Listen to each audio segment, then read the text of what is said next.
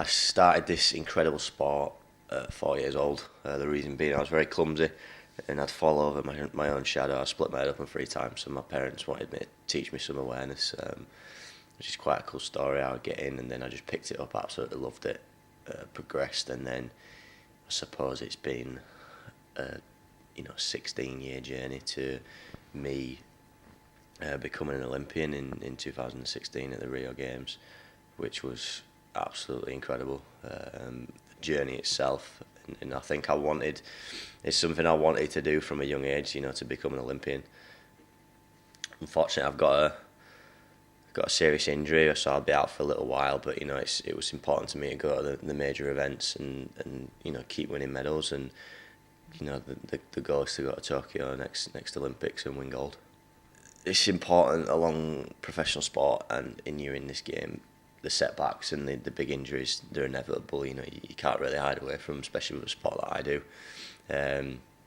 So I've it's not my first time I've been in this position. Even from the ages of 11 years old, I think it was 9 years old, I was out for over a year with an elbow disease, and then I've had stress fractures in my back, torn cartilage, surgery here, surgery there, and I suppose it's in these moments and on these journeys that make you a stronger person, and I believe has made me a better gymnast 100%. The important thing is when you sit and speak to any major athlete, a professional athlete, and they tell you what they've achieved, they won't tell you the lowest points and the points where you sat on a sofa with a cast on your leg. Do you know what I mean? They'll tell you Olympic bronze medal or world medal, and so it'll very, very soon be forgotten about in the perspective of my career, and we can move on and just keep smashing my sport.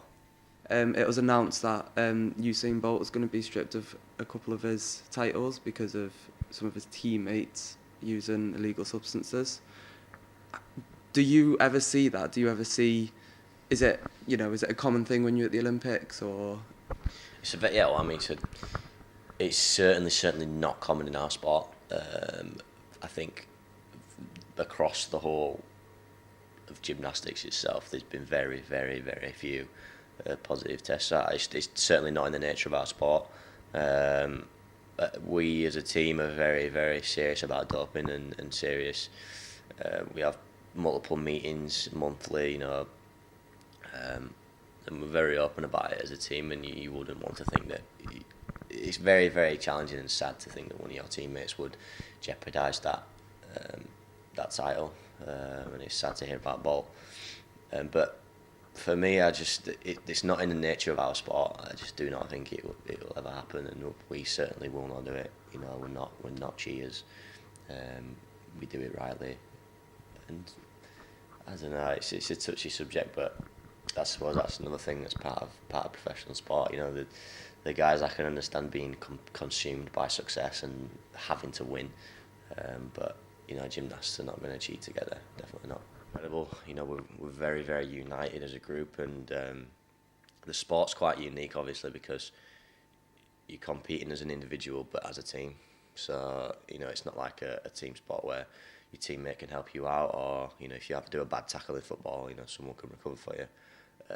It's just you out there in the spotlight, competing for your teammates in your country. So it's an incredible aspect to that. But then also the whole group of gymnasts, and even across the world, we're all very, very respectful of what everyone's going through in this journey. So you don't see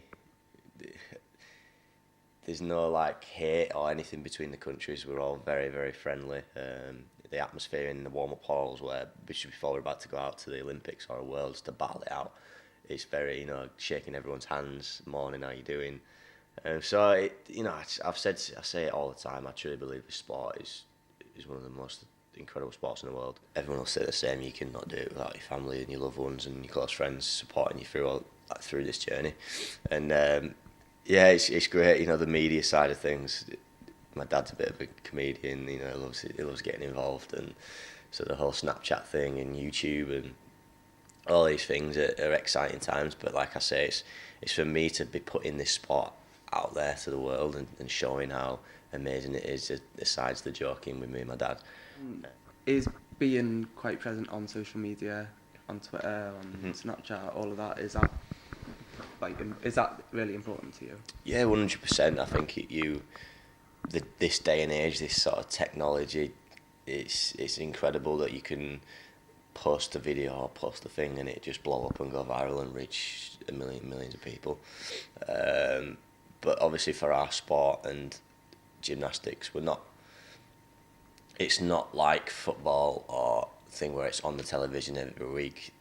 They're getting paychecks of £50 million. You know, it's one that's coming through the ranks, and for us to be very active on social, you know, like I said, show the world how amazing it is. I'm very, very, very active on it, and I think it's very important. I've actually I've built my own website. I've set up my own business.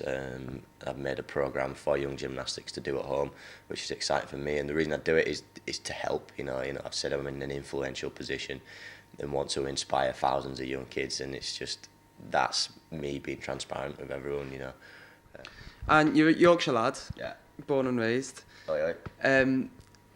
How important's the Yorkshire region? How, you know, supportive has the Yorkshire region been, the Yorkshire people? I'm very, very, very proud to be Yorkshire, and they're the best supporters. It's the best region, you know. It's the best place in the world, Yorkshire. And to come home certainly from an Olympics and see the support and how much everyone got behind us as Yorkshire and as a country really was mind blowing. When you're out there, you don't have a clue what's going on back home. So to come, but yeah, I'm very, very, very proud to be Yorkshire, Northern lad, and I always will be. I always wear the Yorkshire flag high.